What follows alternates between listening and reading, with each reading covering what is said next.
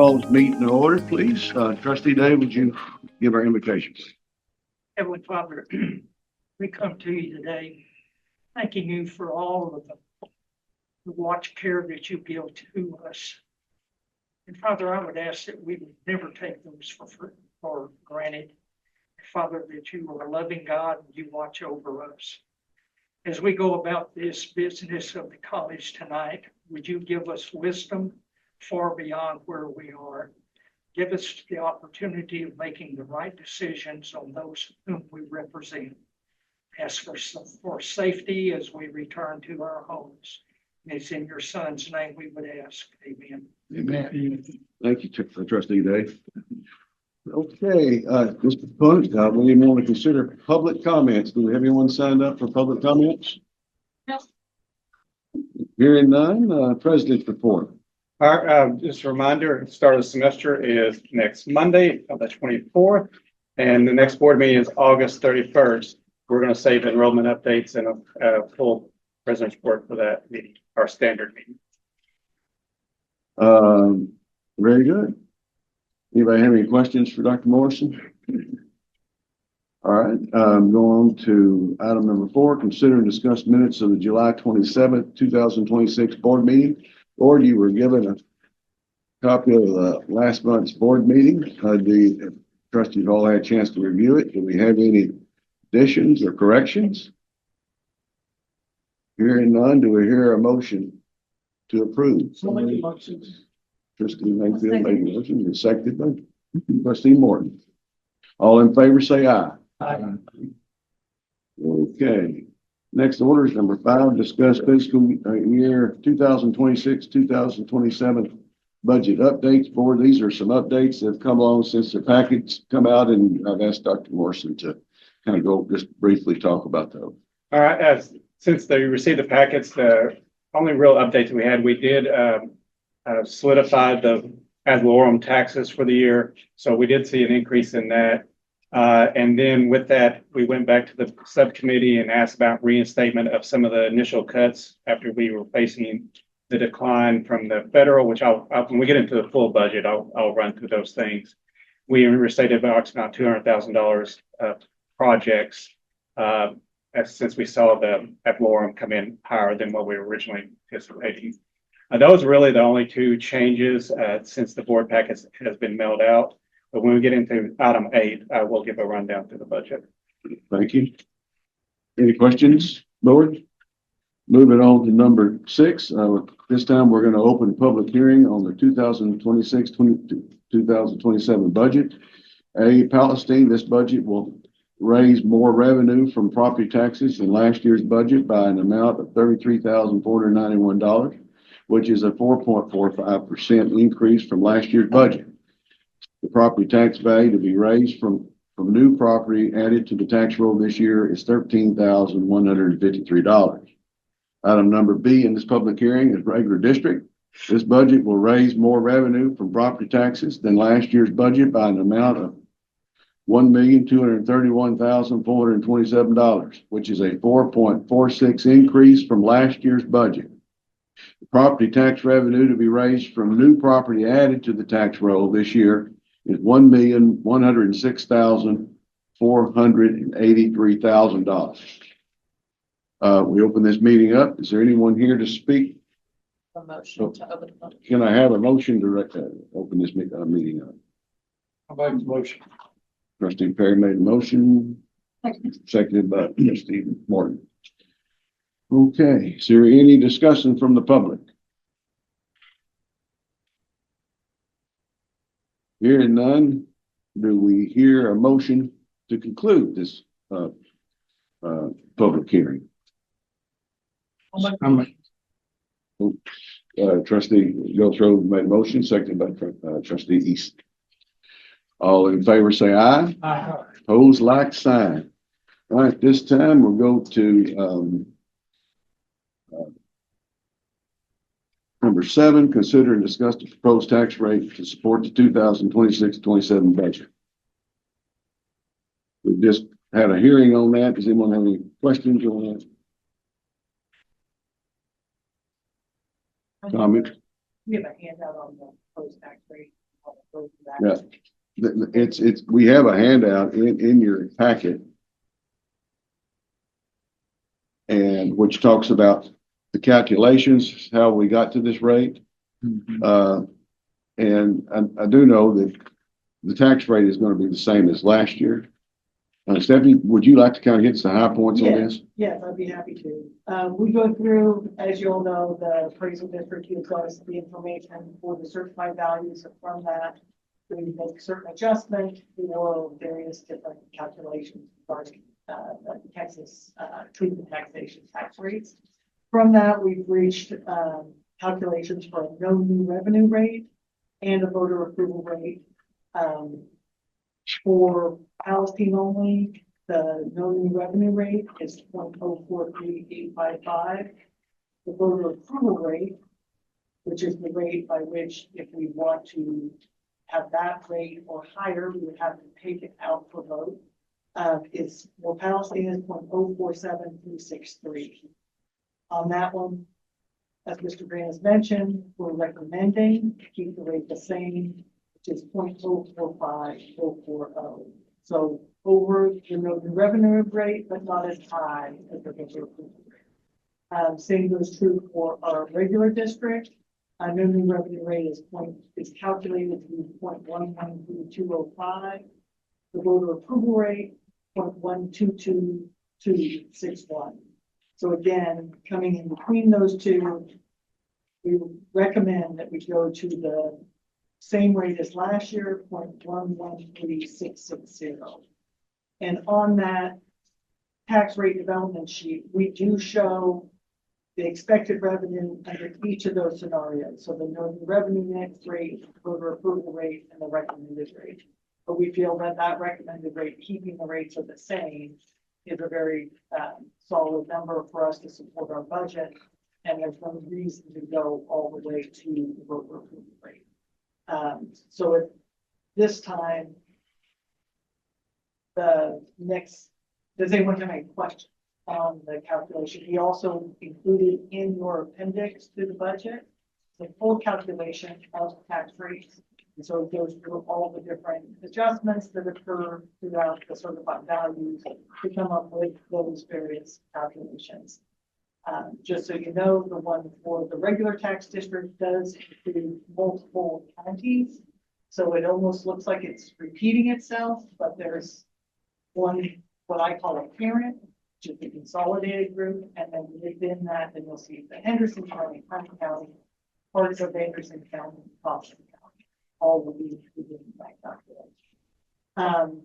And so if you all have any questions for me about the property tax calculation, about the rate itself. When did you receive the certified values from the appraiser? We started around the 23rd and then got the last one on 7th, late in the day. But we got them all by the due date, which it was the 27th, since the 25th did fall on Saturday this year. They will give it until Monday, the 27th, to turn those in. And so we did receive those. If we're at a point where we'd like to place these rates as recommended, there is a motion on everyone's desktop that we can. Does anyone have any comments?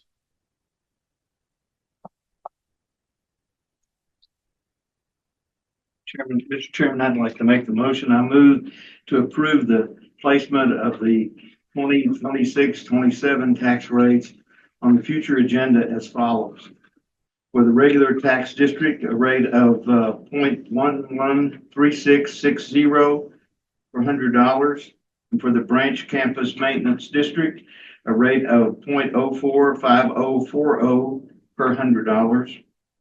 And to hold a public hearing on August 31st, 2026, prior to the adoption of the tax rates at the same meeting. We have a motion on the table. Do we have a second? Seconded by Dr. Eason. Any discussion? All in favor say aye. Aye. Opposed, like sign. Motion carries. All right, this time we'll go to item number 8. Consider and discuss fiscal year 2026, 2027 budget. All right, board. First, I want to say thank you to our leadership team. They did a tremendous job in going through the budget with intent and efficiency to produce a budget that only has a 3.15% M&O increase and altogether a 5.40% increase when you include salary and benefits. And you take into account that we're proposing a 4% increase for our faculty and staff, and the fact that we've had an 8% increase in health benefits. It really shows the attention that the leadership team put into the budget. When you look through the budget, you can see some increases and some decreases. Travel's increase is attributed to our cheer squad's going to field 2 additional teams for this fall, and the travel that goes along with that. And currently they're bringing 115 to our campus today and tomorrow. And we expect more titles to be brought home as well. Football had an increase in travel because of NEO leaving the conference, and that gave Kansas a full slate. We actually lost 2 teams in which we compete against. And so in the attempt to find another team, the only team that we found available was Georgia Military Academy. So we'll be making that trip this year, and they'll be returning the favor next year. That accounts for the travel outside of just inflationary travel increases. Our book and supplies, just general increase in costs to support our academic programs. Bookstore purchases for resale, all that is stuff that'll be resold. Library inflationary costs, you see a decrease in our equipment. Repair and maintenance, as you can see, we're pretty balanced there from last year. Major repairs, same flat 350,000 as of last year, so that's flat. Our services, you see a 6% increase. A lot of that has to do with licensing costs and everything that goes up on a yearly basis, anywhere 7 to 8%. Institutional scholarships, we did have an increase in scholarships this year to create more equity among some of our programs. We did increase scholarships in cheer to build those additional teams. And we had general inflationary increases across the board for all of our athletic programs. And we made another investment in the esports program, along with other scholarship programs for our student government, Red Bird ambassadors, PTK, and our student groups of that. And you're wondering, well, should it not be more? Well, because of the Lilly endowment, and 2/3 of that have been endowed, $60,000 is going to be available from that endowment to go towards our band and choir. So that's the whole purpose of creating larger endowments. We can supplement our institutional scholarships to those endowments, and this year we're going to see it in action with those scholarships. That's why you do not see a huge increase in our scholarships. Everything else is pretty kind of flat across the board there for our utilities, communications, and so forth. That goes through our M&O. As you can tell with our salaries, we talked about before, we did increase in our salary and benefits of 4%. We saw an increase of benefits of 8%, as I said earlier. And that kind of gets you down to the end total of our budget, where we have our budgeted reserves at $3,070,000, which is an $80,000 increase from last year. And we still set on a contingency of $3.143 million. And that's even with the state cutting us $1.3 million in performance funding, which I do believe we're going to see a supplemental appropriations, but that supplemental appropriations will not be until late spring. And it's not figured into the budget. No, I mean, it's not a guarantee, but the talk and conversation is, why are we not funding higher education like it needs to be funding? We have met with our state delegation to express our concerns about it. At the end of the day, the coordinating board missed the mark. They ended up being $500 million short over 2 years in what they anticipated community colleges were going to perform. Trinity Valley was set to receive $17+ million. Keep in mind, the state that's out of money. So they said, we cannot do that. So we need to tweak the formula. Well, with the tweaking of some of the multipliers, that would have reduced us to about $16.5-ish million. Well, once again, there is no money. And so they cut us all at the last minute, 6.5%, which led our institutional funding down to 14.7, which is above what we were 2 years ago, but almost $1.3 million from where we were last year. We do believe we're going to see the return of majority of that through supplemental appropriations later in the spring. And I want to say this about Trinity Valley. They did it the right way. We didn't data mine. We didn't give credentials to people that live north of the campus. We didn't give certificates to people that already had degrees. We didn't do any of that cute duplication, makeup certificates and OSAs. We did it the right way. We did it with our actual graduates, our actual students, and we saw record success. But there was no money. So, but all in all, I would say, taking account of all those things, you have an absolutely healthy budget before you. I will take any questions.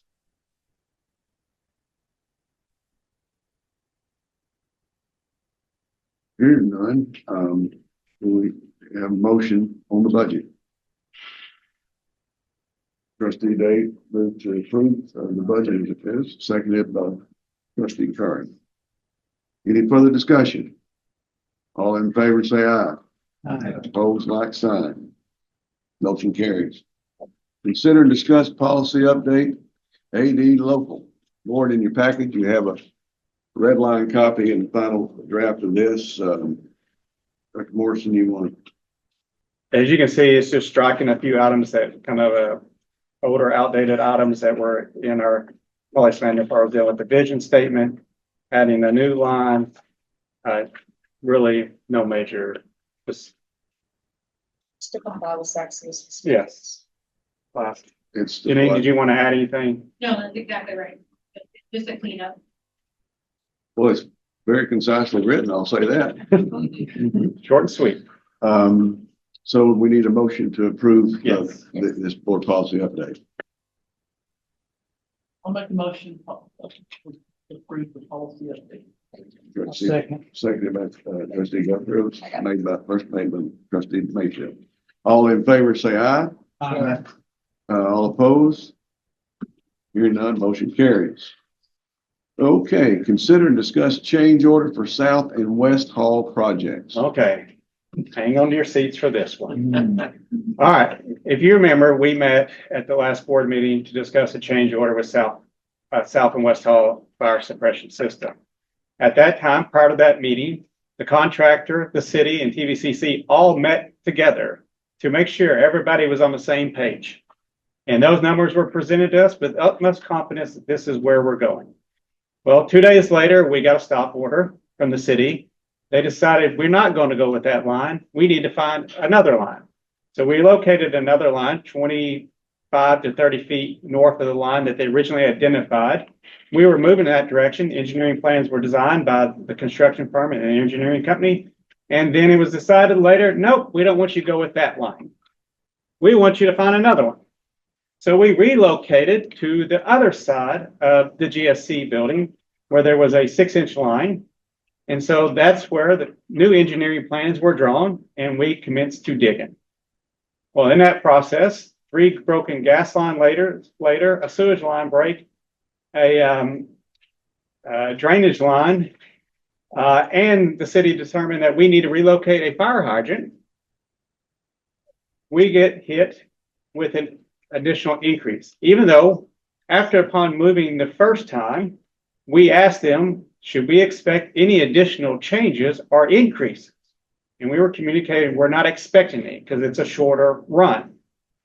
Well, when you have to be on your 7th engineering rendition, replace broken lines, and never mind, we also discovered a new line that was not on any map with us or the city, which apparently was the new water line into West Hall, which was struck by the electrical company, which they repaired. Can't make this up, folks. We commenced the drilling and digging and putting in the line. Well, then late on a Thursday, we discovered another line that was on some prior to 1965 plans that were provided to the contractor and engineering firm. It was a 6-inch AC line right in the middle of where our line was going. Now, initial was, is it a live line or not? Felt kind of confident going into that evening. It was probably not active line because it did not pop when concrete was removed from it. But still an unknown. Well, once we discovered, engineers started making plans of what are we going to do if we have to go around, because we're only time crunch. Well, the following morning, we did drill that line. It was a dead line. But we still had to maneuver around that line, and we knew there was going to be another location in which that line was going to play into a row. And we had to make plans to go around that line. With that being said and done, we were hit with a $105,995 change order. The lines are in the ground. System is operating and is past city's approval. So I asked the board, I come to you and ask for approval for that change order to complete this portion of the project. We still have the dog huts or huts that have to go over the risers that still have to be engineered. But by approving the $105,995, we still have around $73,838 in contingency. Hopefully it will cover those dog huts. If not, we'll be coming back to the board for the remaining amount. But the project is finalized on the suppression. I think there's one last FTC line they have to put in and some replacement of curvage. But it's been signed off on. Students have moved into west. Students are moving into south tomorrow. We had to delay their move in because when the gas line was clipped, it caused a surge in the system, which blew out a pressure switch in the water heater that we discovered on Friday. And we looked all over the state of Texas to find one so we could still move them in, because we were literally putting ceiling tiles into the night to finish out the project so they could move in. But it came that we could not find this switch. It would have to be ordered. Luckily, they were able to find the switch this morning. It's a $30 switch. And that has been put in, and we have hot water in South Hall, and the Cardettes will be arriving tomorrow morning, I guess now, mid-morning, to move into their new home. Do you have any questions? You made me tired. Marcus and I are tired because we live this every day for hours upon hours of the day. I'm gonna make a motion to approve this, $105,900. No, what is it? $105,995. Yes. Order for work related to South and West Halls. For the fire suppression system installation. Is that all you need? Well, we had a motion made, seconded by Dr. Eason. Any discussion? All in favor, say aye. All opposed, like sign. Motion carries. Dr. MacArthur, I want to say thank you to all your group's efforts and how you stayed on top of everything and how you stayed on facing these contractors down so well. Thank you very much for your work. Okay, at this time, we're going to convene the executive session pursuant to Texas Government Code 551.074, President evaluation. Need a motion. Need a motion. I'll make a motion. Seconded by Dr. Coker. All in favor, say aye. Board, you have in front of you, I know most of you've seen it already, the evaluation results, yes.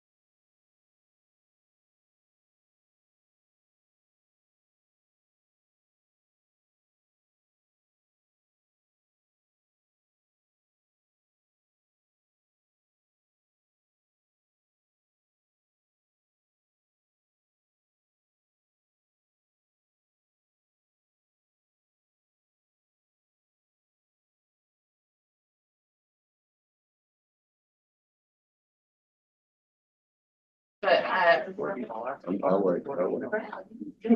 Are you ready, Robert? Yes, ma'am. All right, can we get a motion to come back? I'll make the motion to come out of executive session. Open session. Madam, Yes. Secretary. Second, all in favor, say aye. Aye. Okay. We, coming out, next item on business, take any necessary action of the following matters. President's evaluation. The board, feels very strongly and wants to, congratulate on Dr. Morrison on the fine job he's doing, for the college. We appreciate your vision and your caring attitude about students, faculty, institution, and how this college is run. The board, do I hear any motions regarding employment? Make the motion that we extend his contract for a 30. So it'll be a 3-year contract beginning in this next year, Beginning September 1. beginning September, beginning of the fiscal year. I'll second that. Motion made and seconded. Any discussion? All in favor, say aye. Aye. All opposed, like sign. Motion carries. Dr. Charlie's not here, but I'll make the motion to be adjourned. is there here a second? All in favor, say aye. Be gone. Thank you. Thanks. Thank you all. Things are good here.